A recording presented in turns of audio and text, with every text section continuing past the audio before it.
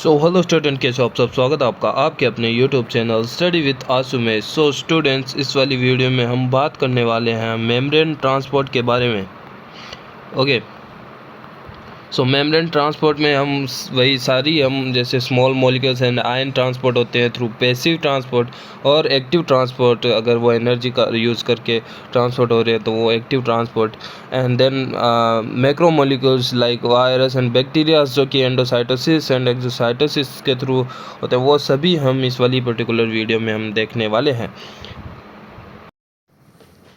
सो membrane transport, यहाँ पे हमने देखा कि small molecules and ions transport हो सकते हैं, और दूसरे टाइप हम देख रहे थे मैक्रो मॉलिक्यूल्स।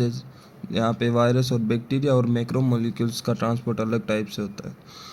वहीं अगर देखें स्मॉल मॉलिक्यूल्स या फिर आयन के ट्रांसपोर्ट के बारे में, सो वो यहाँ पे दो टाइप से हमें देखने को मिलता है, passive transport and active transport.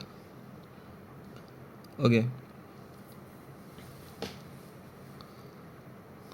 Now अगर पैसिव ट्रांसपोर्ट की बात करें, वहाँ पे है वो डिफ्यूज़न आता है और फैसिलिटेटेड डिफ्यूज़न, दो टाइप का होता है।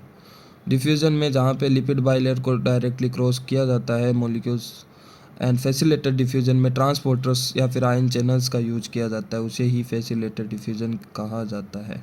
डीप में है वो डिस्कस करेंगे अभी। एक्टिव ट्रांसपोर्ट में प्राइमरी एक्टिव ट्रांसपोर्ट भी हो सकता है जिसमें डायरेक्टली एटीपी का यूज किया जाता है as energy, and secondary active transporter भी होते हैं जो कि डायरेक्ट एक्टिव एटीपी को यूज़ नहीं करके किसी पोटेंशियल को यूज़ करते हैं। कोई like according to concentration gradient कोई मॉलिक्यूल्स आ रहा है जिससे पोटेंशियल जनरेट हो रहा है, उसको एज एनर्जी यूज़ करके अगेंस्ट कंसंट्रेशन ग्रेडियंट को दूसरे मॉलिक्यूल्स को वो ट्रांसफ़र किया जाता है। मैक्रो मॉलिक्यूल्स जैसे वायरस और बैक्टीरिया यहाँ पे एंडोसाइटोसिस हो सकते हैं, और बाहर जा रहे हैं तो एक्सोसाइटोसिस होते हैं।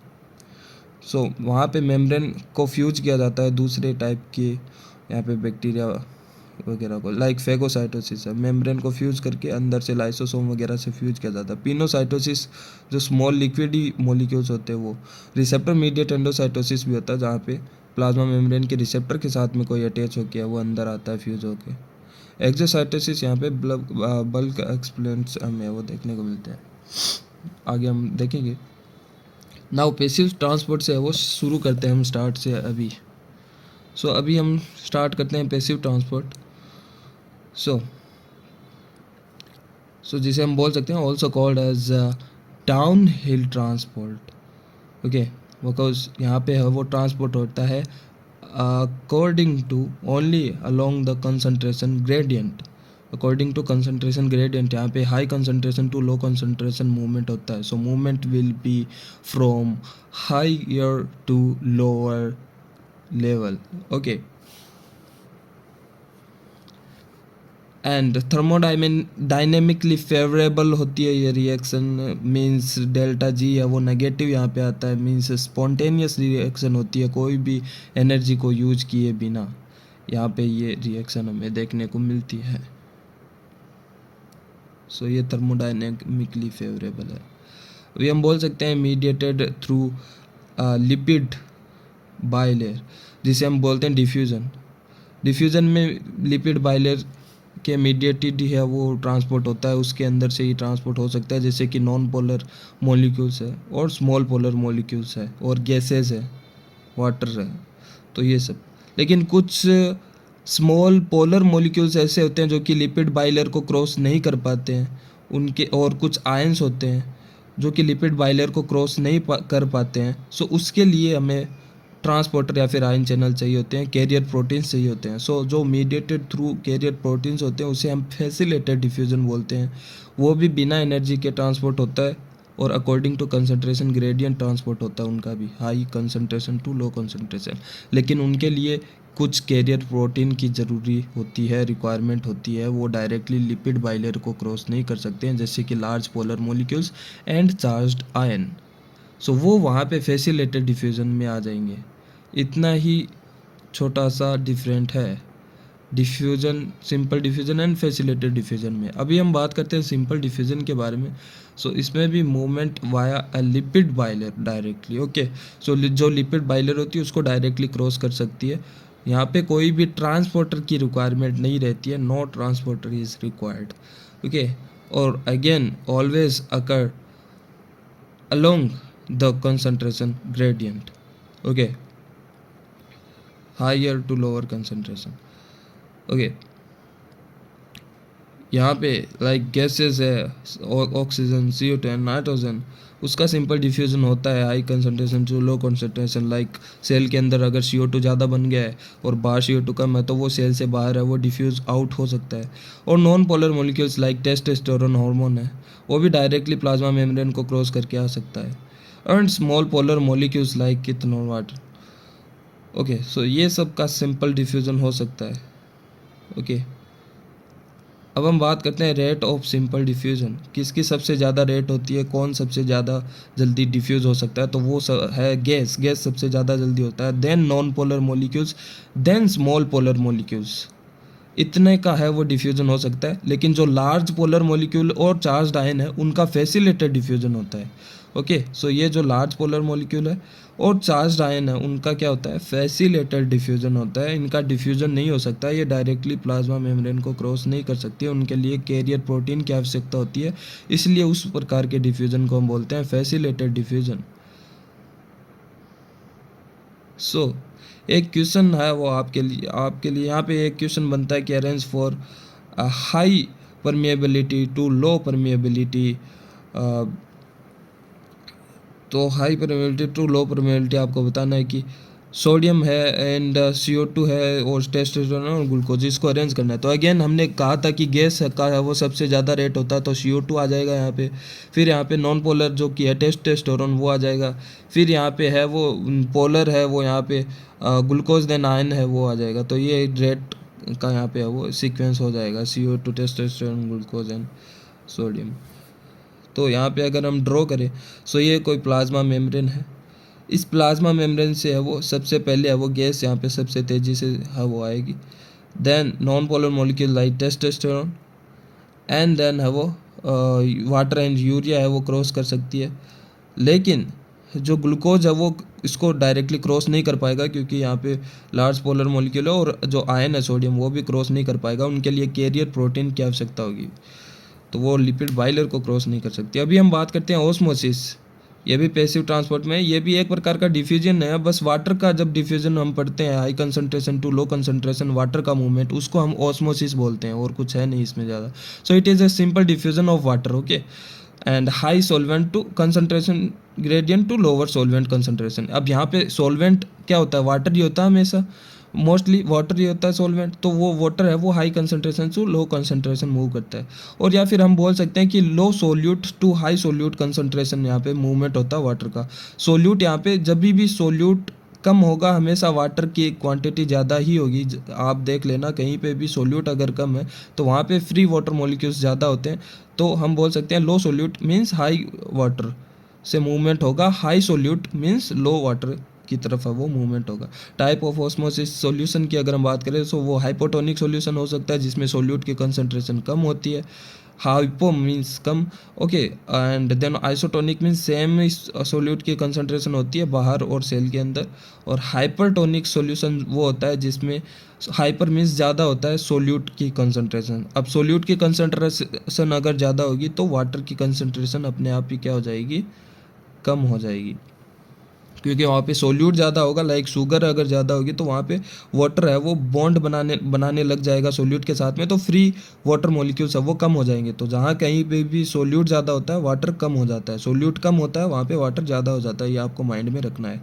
सो अगर हम बात करें हाइपोटोनिक सोल्यूशन की, सो यहाँ पे नेट मूवमेंट ऑफ वाटर होता है इनटू द सेल। क्यों होता है, क्योंकि हाइपोटोनिक सोल्यूशन में हाइपो मीन्स कम है सोल्यूट की कंसंट्रेशन, तो वाटर की कंसंट्रेशन क्या होगी, ज़्यादा होगी बाहर, तो बाहर अगर वाटर ज़्यादा होगा तो वो सेल के अंदर आने लग जाएगा, सेल के अंदर आने से वो सेल क्या हो जाएगी, स्वेलन हो जाएगी, एंडोऑस्मोसिस हो जाएगा, मतलब अंदर की तरफ पानी आने शुरू होगा, तो सेल स्वेलन हो जाएगी।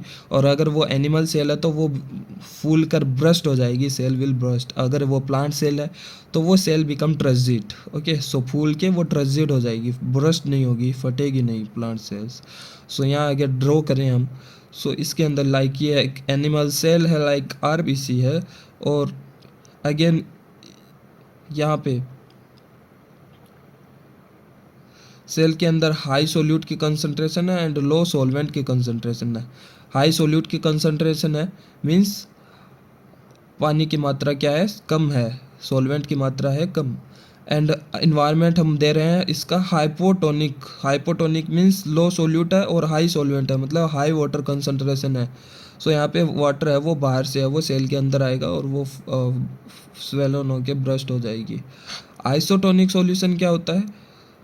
Isotonic solution, so the solute concentration in the cell and the solute concentration solvent is same। Okay, so solute और solvent की कंसंट्रेशन वहाँ पे सेम देखने को मिलती है। सेल के अंदर और बाहर के इन्वायरमेंट में का जो भी है वो सेम होता है वहाँ पे solute कंसंट्रेशन और वाटर कंसंट्रेशन। सो यहाँ पे नेट मूवमेंट है वो यहाँ पे दोनों डायरेक्शन में देखने को मिलेगा, और जब तक इक्विलिब्रियम नहीं आ जाता है तब तक। And no change in cell shape, cell की शेप में कोई चेंजेस नहीं होगा, सेल स्वेलन भी नहीं होगी और श्रिंक भी नहीं होगी यहाँ पे।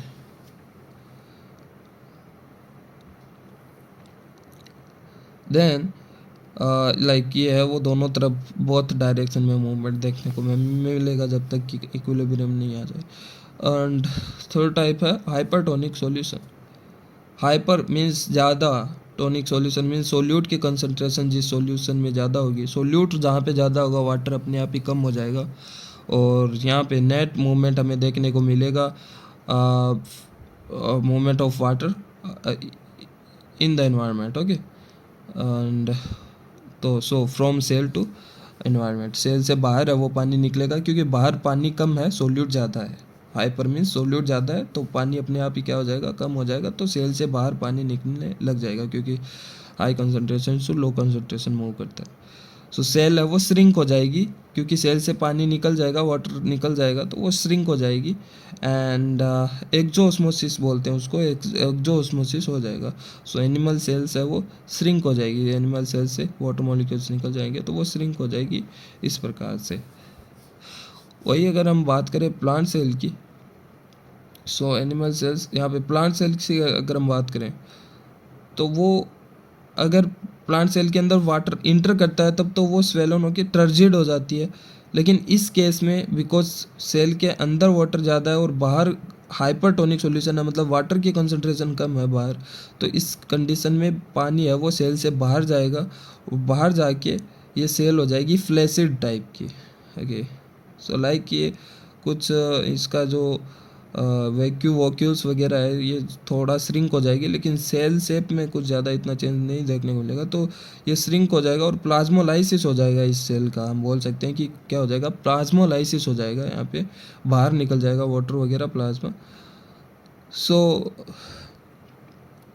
इसका जो मास है सेल का वो एक किनारे की तरफ आ जाएगा, mass toward one corner called as plasmolysis.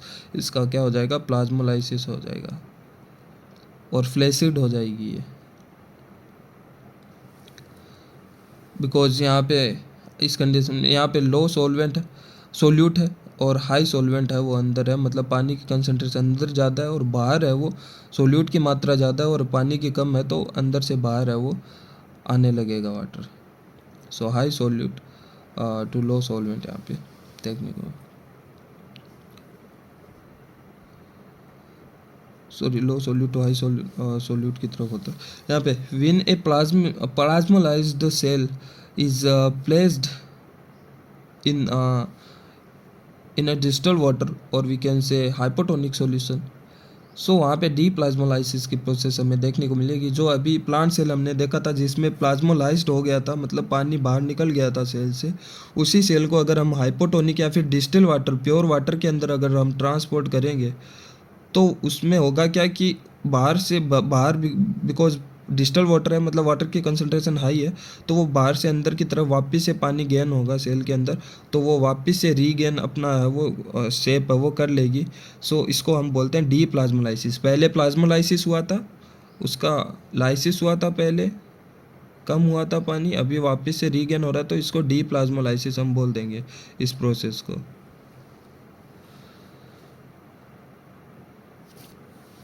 सो यहाँ पे आपके लिए एक क्वेश्चन बनता है, आपको बताना मूवमेंट ऑफ वाटर किसकी तरफ होगा, यहाँ पे ये है प्लाज्मा मेम्ब्रेन। प्लाज्मा मेम्ब्रेन की बाहर की साइड मान लो ए है, उधर की साइड में है ग्लूकोज की कंसंट्रेशन 0.2 मोलर, दूसरी साइड में है ग्लूकोज की कंसंट्रेशन 0.8 मोलर जो कि है बी।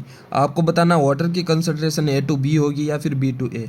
सेकेंड क्वेश्चन है, एक प्लाज्मा मेम्ब्रेन है, उसके ए साइड पे है सुक्रोज की कंसंट्रेशन 0.6 माइक्रोमोल, दूसरी साइड में बी की साइड में है सुक्रोज की कंसंट्रेशन 0.2 माइक्रोमीटर। ये है सेकेंड क्वेश्चन। सो आपको बताना है सी टू डी होगा या मूवमेंट या फिर डी टू सी होगा। नाउ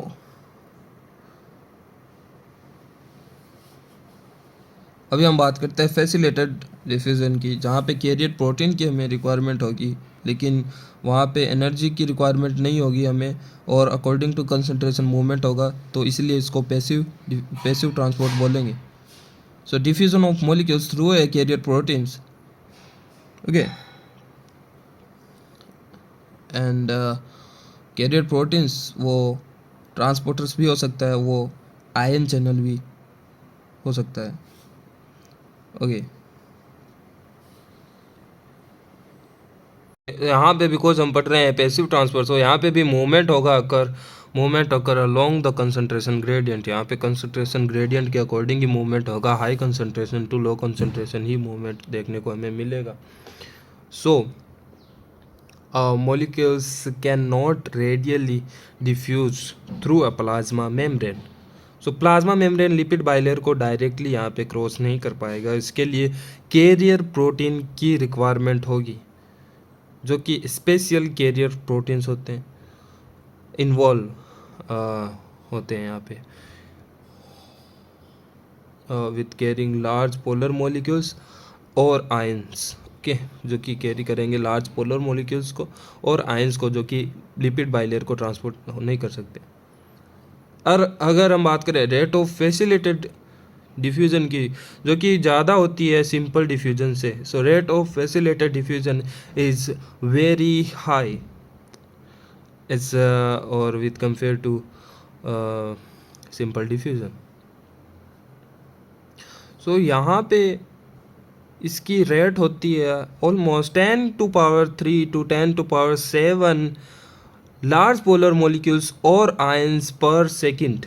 सो यहाँ पे हमें लाइक इफ़ अगर वो आयंस है तो यहाँ पे 10⁵ to 10⁻⁷ आयंस है वो पर सेकंड, एक सेकंड में वो ट्रांसपोर्ट हो सकते हैं यहाँ पे। और लाइक हम बोल सकते हैं 1000 या फिर 1 लाख to 1 करोड़ आयंस पर सेकंड, ओके। सो यहाँ पे ये कुछ कैरियर प्रोटीन्स है, लाइक ट्रांसपोर्टर ग्लूट ट्रांसपोर्टर है, जो कि ग्लूकोज को ट्रांसपोर्ट कर सकता है। H2O वैसे वाटर मॉलिक्यूल है, लिपिड बाइलेयर को भी क्रॉस कर सकता है, और उसके लिए बहुत सारे पोरिन्स लाइक ट्रांसपोर्टर्स भी होते हैं। एंड अमोनिया है, उसका ट्रांसपोर्टर होता है, कैरियर प्रोटीन्स होता है। And again chloride ion channel होते हैं यहाँ, इसके बारे में हम डिटेल अभी बात करने वाले हैं कि इस प्रकार के आयन चैनल्स होते हैं, गेटेड और नॉन गेटेड्स, वो सब। और कुछ ये ट्रांसपोर्टर है जो कि कन्फर्मेशनल चेंजेस के थ्रू, यहाँ पे ये पहला अलग कन्फर्मेशनल था, अभी दूसरा कन्फर्मेशनल चेंज होने के बाद में उसका ट्रांसपोर्ट होता है। सो अभी हम बात करते हैं कैरियर प्रोटीन्स की, जो कि हमने यहाँ पे देखा था ट्रांसपोर्टर्स भी, और देखा था हमने आयन चैनल्स भी। आयन चैनल्स हम देखने वाले हैं सबसे पहले।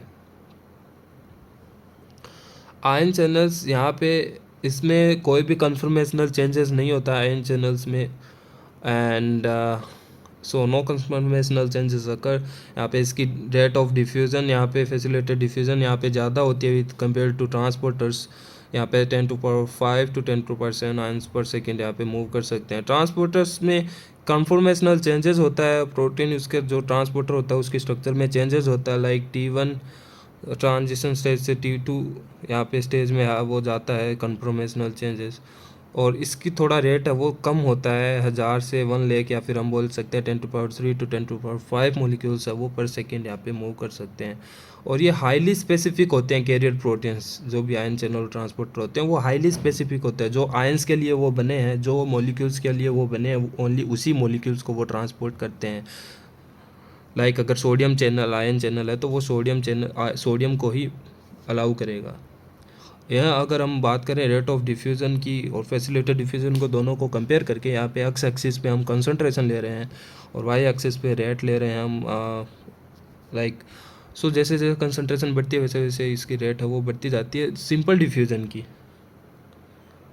लेकिन हमने बात की थी कि सिंपल डिफ्यूज़न से ज़्यादा रेट होती है डिफ्यूज़न की फैसिलिटेटेड डिफ्यूज़न में। सो ये यहाँ पे हम ग्रीन कलर में फैसिलिटेटेड डिफ्यूज़न की बना रहे हैं, लेकिन उसमें भी एक लिमिट होती है क्योंकि वो ट्रांसपोर्टर है एक लिमिट तक, लाइक 10⁷ जब ये कंसंट्रेशन पूरी हो जाएगी तब उसके बाद में है वो रेट है वो बढ़ेगा नहीं, कांस्टेंट रह जाएगा, उसी रेट पे कांस्टेंट पे है वो ये करेगा। तो वी मैक्स को जब गेन कर लेगा वहाँ पे कांस्टेंट हो जाएगी उसकी रेट, चाहे कंसंट्रेशन बढ़ो चाहे।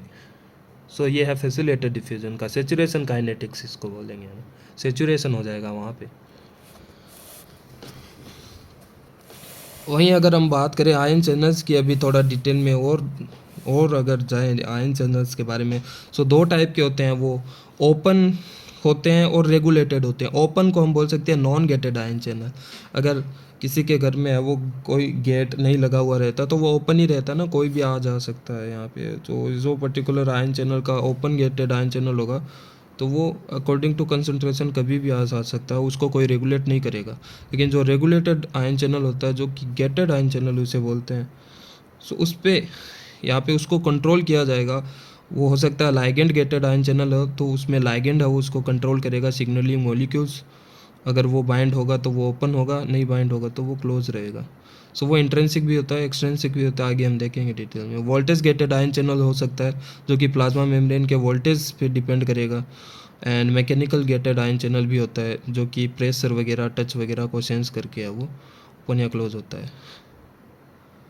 सो लाइक ये है एक प्लाज्मा मेम्ब्रेन है, ये एक चैनल है, आयन चैनल है।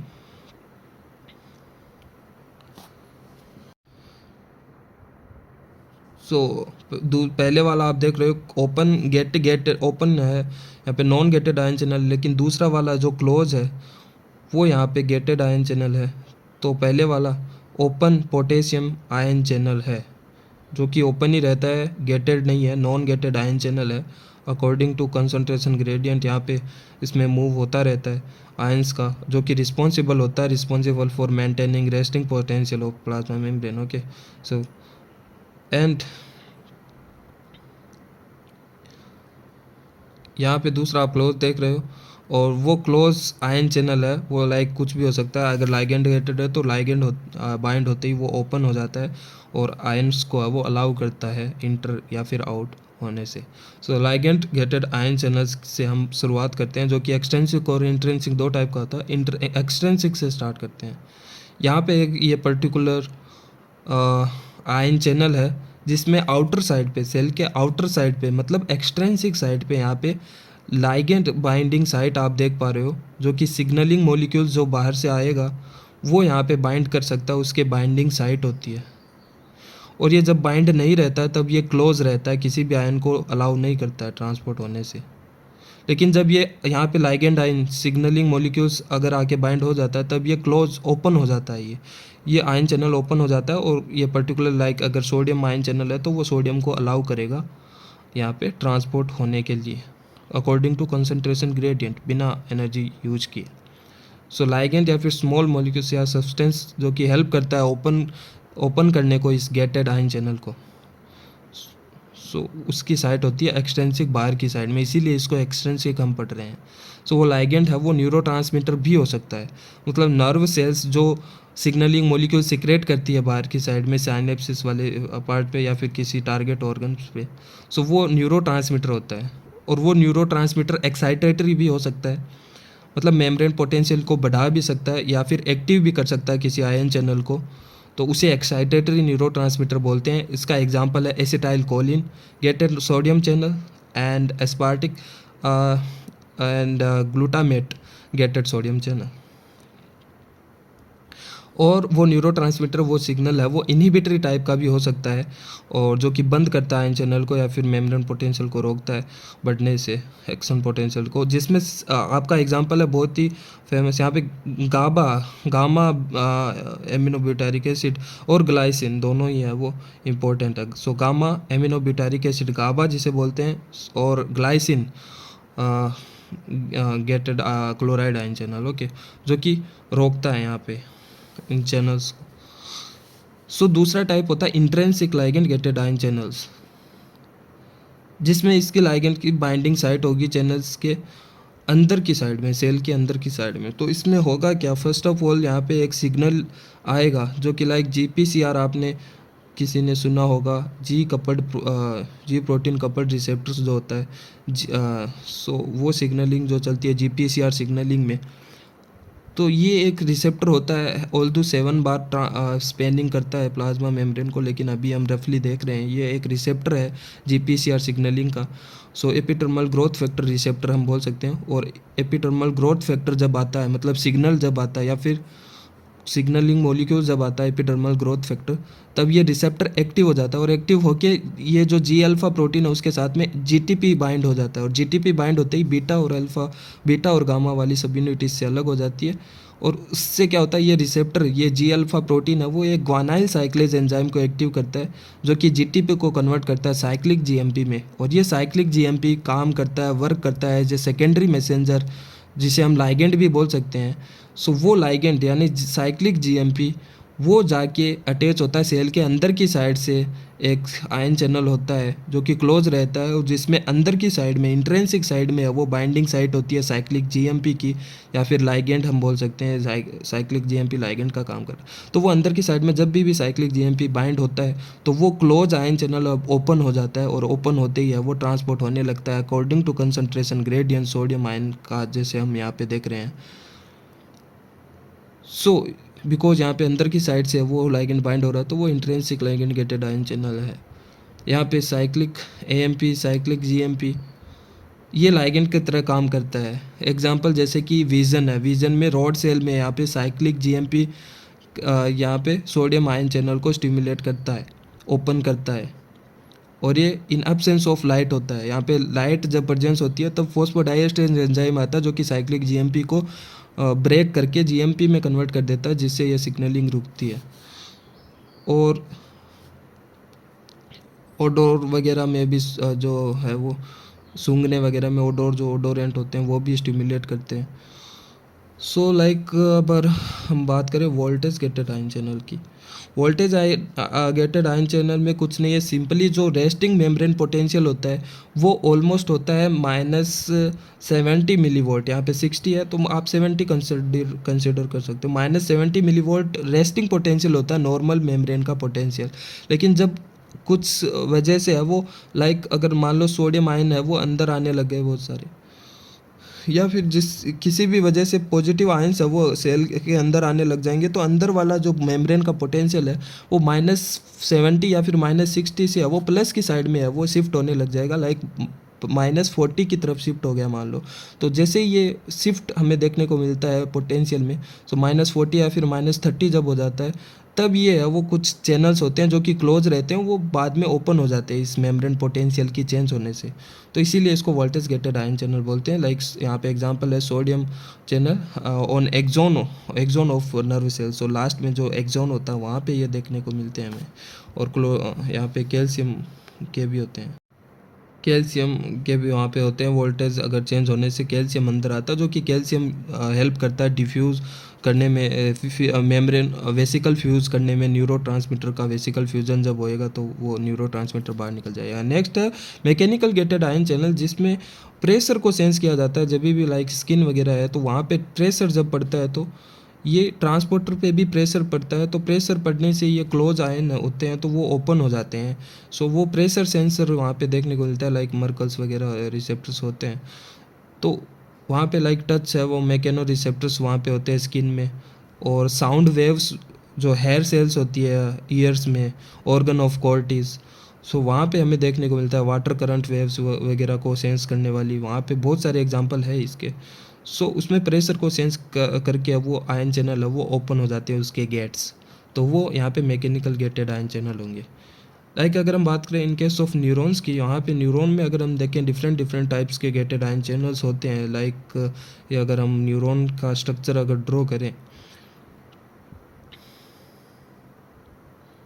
सो ये एक्सॉन है, यहाँ पे आपको डेंड्राइट्स ये कुछ देखने को मिलेगी सेल बॉडी के पार्ट्स पे है वो आगे की तरफ। एंड और वही अगर हम बात करें यहाँ पे माइलिन सीट्स हमें देखने को मिलती है जो कि रेजिस्टेंस शो करवाती है आयन के ट्रांसपोर्ट को, जिससे वो आयन का ट्रांसपोर्ट जल्दी होता है। क्यों होता है? क्योंकि वहाँ पे वो अब ट्रांसपोर्ट के होने की ज़रूरत नहीं होगी और बीच बीच में ये जो नोड ऑफ रेनवियर होते हैं वहाँ पे वो ट्रांसपोर्ट होगा आयंस का, तो इसलिए वो ट्रांसपोर्ट जल्दी हो जाता है, पूरी लेंथ में वो ट्रांसपोर्टर्स की ज़रूरत नहीं होती है।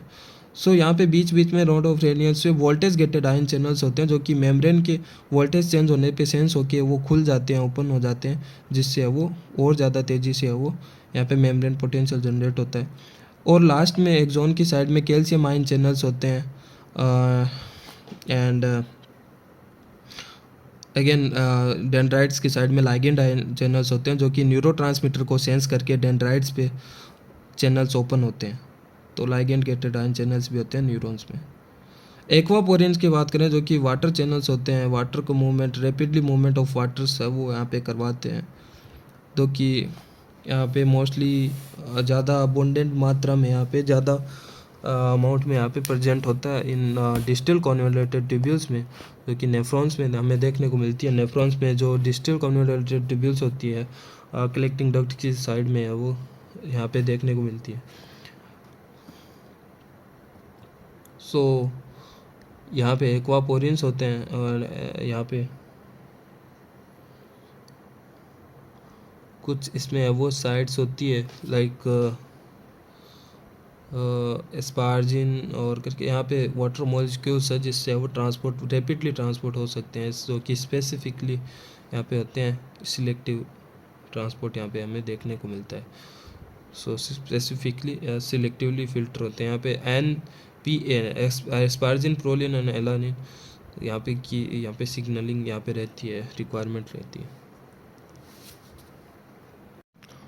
लाइक अगर हम यहाँ पे ड्रॉ करें नेफ्रॉन के स्ट्रक्चर को, सो यहाँ पे ये आप देख सकते हो प्रोक्सिमल डिस्टल कॉन्वोल्यूटेड ट्यूब्यूल, यहाँ पे प्रोक्सिमल कॉन्वोल्यूटेड ट्यूब्यूल्स के बाद में Henle of loop of Henle आता है, देन डिस्टल कॉन्वोल्यूटेड ट्यूब्यूल्स के बाद में कलेक्टिंग डक्ट है। ये नेफ्रॉन की एक स्ट्रक्चर है। सो यहाँ पे ये जो है डिस्टल कॉन्वोल्यूटेड ट्यूब्यूल्स, सो यहाँ पे हमें देखने को मिलते हैं एक्वापोरेंस जो कि वाटर्स के वो अलाउ करते हैं यहाँ पे वाटर्स के ट्रांसपोर्ट को,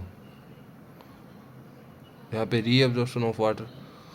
सो इनहिबिटर्स के बारे में बात करते हैं। बहुत सारे इनहिबिटर्स हमने न्यूरोट्रांसमीटर के इनहिबिटर्स तो देखे ही यहाँ पे, जो कि गाबा और ग्लाइसिन्स थे। वे कुछ अलग टाइप के और इनहिबिटर्स हमें देखने को मिलते हैं लाइक बंगारोटॉक्सिन जो कि ligand gated ion sodium ion channel को रोकते हैं। बंगारोटॉक्सिन यहाँ पे बेटरकोटॉक्सिन है जो कि वोल्टेज गेटेड आयन चैनल होते हैं, जो voltage gated sodium ion channels को कंटिन्यूसली ओपन रखने का काम करते हैं। ये आपको याद रखना है, बेटरकोटॉक्सिन्स एंड बोट्रेकोटॉक्सिन्स जो कि voltage gated sodium ion channel को लगातार ओपन रखने में काम में आता है कंटिन्यूसली, जो कि पैरालिसिस को भी करवा सकता है। देखो एंड टेट्रोडोटॉक्सिन्स होता है जो कि voltage gated sodium ion channel को रोकता है, तो लगातार कंटिन्यूसली चालू तो रखता है बोट्रेकोटॉक्सिन, लेकिन जो टेट्रोडोटॉक्सिन्स है वो उसको रोकता है voltage gated sodium ion channel को। एंड एक होता है सेक्सीटॉक्सिन जो कि प्रोड्यूस बाय डायनोफ्लेजिलेट्स। जो डायनोफ्लेजिलेट्स होते हैं उसके द्वारा जो है वो प्रोड्यूस होता है ये सेक्सीटॉक्सिन्स उस बैक्टीरिया के थ्रू, यहाँ पे जो कि है वो voltage gated sodium ion channel को रोकता है। टेट्रोडोटॉक्सिन है और ये जो सेक्सीटॉक्सिन है दोनों। अब हम बात करते हैं, हमने आयन चैनल्स के बारे में बात किया। दूसरा टाइप था ट्रांसपोर्टर्स का फैसिलिटेड डिफ्यूजन में। ट्रांसपोर्टर्स का थोड़ा रेट कंपेरेटिवली कम होता है आयन चैनल से। 10⁻³ to 10⁵ मॉलिक्यूल्स यहाँ पे ट्रांसपोर्ट होते हैं पर सेकेंड। इसमें कन्फर्मेशनल चेंजेस हमें देखने को मिलता है। So conformational changes occurs, okay. So like ये कोई प्लाज्मा मेम्ब्रेन में एक है ट्रांसपोर्टर्स। सो ये T1 स्टेज में है। यहाँ पे इसमें लाइगेंड जब बाइंड होती है या फिर यहाँ पे लाइगेंड सिग्नल मॉलिक्यूल्स न बाइंड होकर डायरेक्टली जो मॉलिक्यूल को ट्रांसपोर्ट कराना होता है वो मॉलिक्यूल ही इसके साथ में बाइंड होता है, और बाइंड होते ही इसकी स्टेज है वो T1 से T2 में कन्वर्ट हो जाती है, या फिर हम बोल सकते हैं E1 स्टेज से ये E2 स्टेज में आ जाता है इसका कन्फर्मेशन, और जिससे ये है मॉलिक्यूल्स बाहर से अंदर की तरफ आ जाता है और वाइस वर्सा। सो ये डायरेक्टली मॉलिक्यूल्स है वो बाइंड होने से, कन्फर्मेशन चेंजेस होने से यहाँ पे ये ट्रांसपोर्ट देखने को मिलता है। तो ट्रांसपोर्टर में हमें कन्फर्मेशनल चेंजेस देखने को मिलता है। एग्जांपल यहाँ पे ग्लूकोज को ट्रांसपोर्ट करने के लिए मतलब ग्लूकोज ट्रांसपोर्टर होते हैं। ग्लूट बहुत सारे टाइप होते हैं, ये अभी हम देखेंगे। और इसके अलावा एनायनिक एक्सचेंजर्स भी होते हैं। सो यहाँ पे लाइक बैंड 3 है जो कि RBC में हमें देखने को मिलता है। 14 टाइम स्पेनिंग करता है जो कि प्लाज्मा मेम्ब्रेन को। और CFTR cysts fibrosis transmembrane conductance जो रेगुलेटर्स होते हैं, यहाँ पे हम डिटेल में हम देखेंगे CFTR के बारे में भी। सो ग्लूट ट्रांसपोर्टर जो होते हैं, ग्लूकोज ट्रांसपोर्टर ग्लूट्स, वो भी अलग अलग टाइप हमने बात की थी कि होते हैं। सो वो होते हैं लाइक GLUT1 होता है, GLUT2 होता है, GLUT3 होता है, GLUT4 होता है, GLUT5 होता है, GLUT7 होता है। वो भी अलग अलग जगह पे होता है स्पेसिफिकली। लाइक जैसे GLUT1 है वो RBC पे यहाँ पे सबसे ज़्यादा देखने को मिलते हैं, GLUT1 यूबिक्विटिन, एंड जो कि हाई एफिनिटी यहाँ पे शो करते हैं ग्लूकोज की। RBC में यहाँ पे GLUT1 होता है। और GLUT2 होता है लीवर सेल्स में, जो लीवर्स की साइड में जो सेल्स है वहाँ पे हाई एफिनिटी देखने को मिलती है। और इंटेस्टाइनल की जो एपिथेलियम सेल्स होती है वहाँ पे GLUT2 होता है। और वो भी लाइक जैसे ये ल्यूमन साइड है जहाँ पे फूड ट्रेवल करता है, तो वो वाली एपिकल सरफेस होती है, और उसके अपोजिट वाली सरफेस ब्लड कैपिलरी वाली साइड पे बेस उसे बोलते हैं। तो बेस वाली सरफेस पे, बेसोलेटरल सरफेस पे ये एपिथेलियल इंटेस्टाइनल एपिथेलियल सेल्स की भी बेसोलेटरल पीछे वाली सरफेस पे ये हमें देखने को मिलता है GLUT2। एंड लीवर सेल्स पे भी हालांकि देखने को मिलता है, लेकिन मोस्टली है वो यहाँ पे देखने को मिलता है एपिथेलियल सेल्स। GLUT3 है वो ब्रेन या फिर नर्व सेल्स में देखने को मिलता है। ब्रेन में मोस्टली GLUT3 होता है ग्लूकोज को ट्रांसपोर्ट करने के लिए। और इंसुलिन डिपेंडेंट एक ट्रांसपोर्ट होता है ग्लूकोज ट्रांसपोर्टर 4, GLUT4 यहाँ पे, जो कि एडिपोज टिश्यूज जो होते हैं, जितने भी स्केलेटन टिश्यूज और एडिपोज टिश्यू में, वहाँ पे हमें देखने को मिलता है ग्लूकोज ट्रांसपोर्टर 4। GLUT5 है जो कि इंटेस्टाइनल एपिथेलियल्स में देखने को मिलता है, जो कि एपिकल सरफेस पे, एंड वो एपिकल सरफेस पे ल्यूमन वाली साइड जहाँ पे फूड ट्रेवल करता है ना, उस वाली सरफेस पे, इंटेस्टाइनल के एपिथेलियल सरफेस पे हमें GLUT5 देखने को मिलता है। और उसके अपोजिट साइड में GLUT2 हमें देखने को मिलता है। और बाकी टेस्टिस में जो स्पर्म सेल्स होते हैं वहाँ पे ये GLUT5 वो भी वहाँ पे भी देखने को मिलता है, जो कि फ्रक्टोज से हाई एफिनिटी शो करता है, न कि ग्लूकोज से। सो वहाँ पे GLUT5 में अगर स्पर्म पे है तो वहाँ पे फ्रक्टोज का ट्रांसपोर्ट देखने को मिलेगा। GLUT7 है जो कि स्मूथ एंडोप्लाज्मिक रेटिकुलम, जो कि लीवर की जो स्मूथ होती है, एंडोप्लाज्मिक रेटिकुलम होती है लीवर की, वहाँ पे GLUT7 हमें देखने को मिलता है। अब बात करते हैं एनायनिक एक्सचेंजर की। एनायनिक मतलब माइनस वाला charge, like bicarbonate ions, chloride ions exchanger होता है ये सिस्टम होता है। ये बैंड 3 इसका एग्जांपल है। बैंड 3 प्रोटीन जो कि RBC में मोस्टली देखने को हमें मिलता है। बैंड 3 जो कि 14 टाइम ट्रांसमेम्ब्रेन प्रोटीन है, 14 बार वो स्पेन करता है प्लाज्मा मेम्ब्रेन को RBC में। ओके, RBC की प्लाज्मा मेम्ब्रेन पे यहाँ पे 14 टाइम हमें वो स्पेनिंग इसकी देखने को मिलती है। बैंड 3 की जो कि एक एनायनिक एक्सचेंजर है, bicarbonate and chloride ion exchanger है, एंड ये भी पैसिव ट्रांसपोर्ट ही है, एनर्जी को यूज़ नहीं करता है ये भी।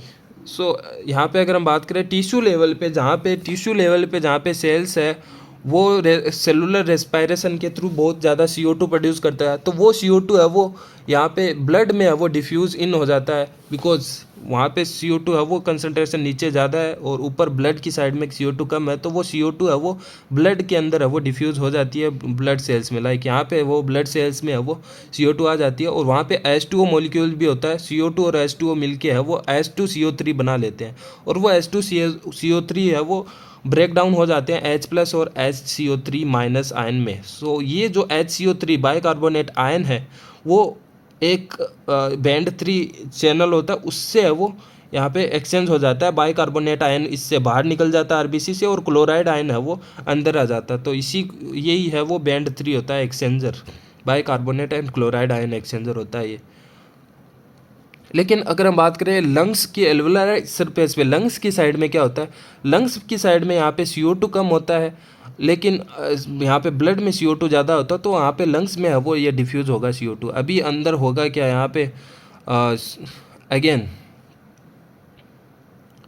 CO2 है वो यहाँ पे रिवर्स प्रोसेस हो जाएगी। लाइक पहले क्या हुआ था, CO2 और H2 है वो टिश्यू लेवल पे कार्बोनिक एनहाइड्रेज एंजाइम के थ्रू H2CO3 बना था, और H2CO3 है वो HCO3- और H+ में कन्वर्ट हुआ था। लेकिन अभी क्या होगा, एल्वुलर सरफेस पे जब आएगा तो ये HCO3- और H+ यहाँ पे वापस H2CO3 बनाएगा, और ये वापस से है वो ब्रेक डाउन हो जाएगा CO2 और H2O में, जो कि CO2 डिफ्यूज़ हो जाएगा एल्वुलाई में, लंग्स में। सो ये रिवर्सल प्रोसेस हमें देखने को मिलती है। और वहीं पे भी है वो अगेन रिवर्स यहाँ पे बैंड 3 है वो काम करता है। पहले CO3- बाहर गया था, अभी अंदर आएगा और क्लोराइड आयन बाहर जाएगा। तो ये बैंड 3 का है वो, ये एक्सचेंजर है, एनायनिक एक्सचेंजर।